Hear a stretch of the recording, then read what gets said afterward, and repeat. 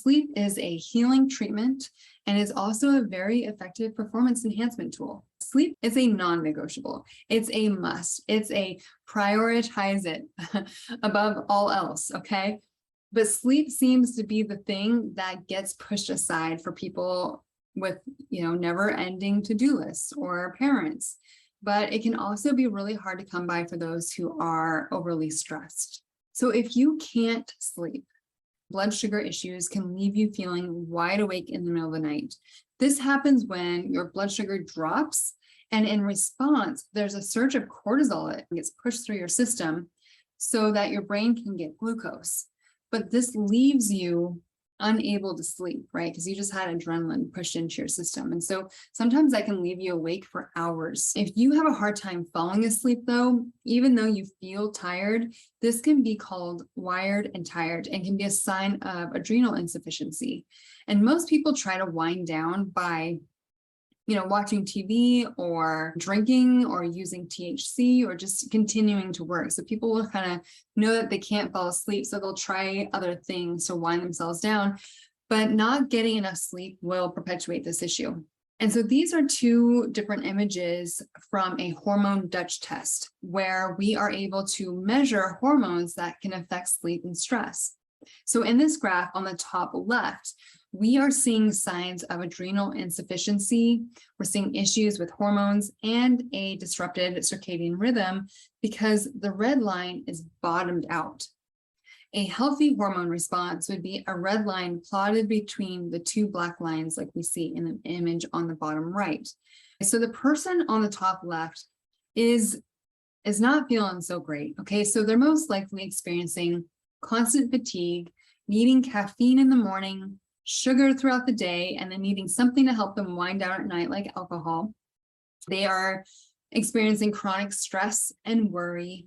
They most likely have a very low exercise tolerance, which means like they just don't want to exercise. Or if they do, they're feeling exhausted during or after the workout. And likely they have some other underlying health issues going on as well. Poor circadian rhythm, like we see here in this disrupted sleep here, it can be the cause for fatigue, anxiety, depression, pain, low stress resiliency, and even it can trigger autoimmune disease or an already existing condition to flare up over extended period of time. So providing the hormone Dutch test, like you're seeing here, is one of the ways I help my clients understand and get very specific answers to what's going on with their body so that they can take targeted action to start to feel better. And because, when we get enough sleep, it's a real gift. It balances our hormones, specifically our stress hormones. It gives us more energy and improves our mood.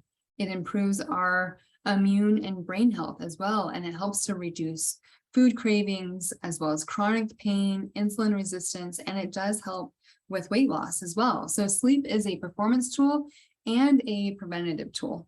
So some natural ways to support your sleep, your adrenals, and your circadian rhythm is to get some sunlight exposure into your eyes within 30 minutes of waking up. Okay, so this really resets your circadian rhythm. This can be with like actual sunlight facing towards the sun in the morning, sitting outside for like 10 to 15 minutes, or getting a sun therapy lamp and using that indoors for 10 to 15 minutes. So let's just say you don't have a lot of sun, no worries. You can still have that consistent light exposure by getting one of those sun lamps.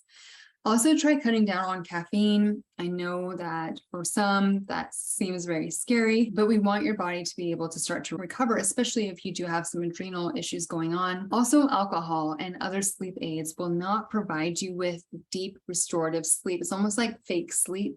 And I know that that does not sound awesome, but again, we want to give your body the chance to restore itself. So avoiding those over time is going to really help you come back to that restorative sleep.